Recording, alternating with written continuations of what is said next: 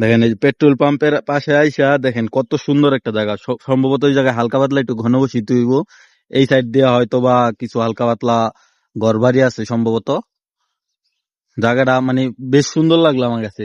এই মরুভূমির মাঝখানে অল্প কিছু ঘর বাড়ি, ঠিক আছে। এই সৌদি আরবে এই জিনিসটা বেশি, মরুভূমির মাঝখানে হালকা পাতলা কিছু ঘর বাড়ি জায়গায় জায়গায়, এই জিনিসটা সৌদি আরবে একটু বেশি। এখানে কিছুক্ষণ থাকার পরে আমরা চলে গেছি আয়শা মসজিদে।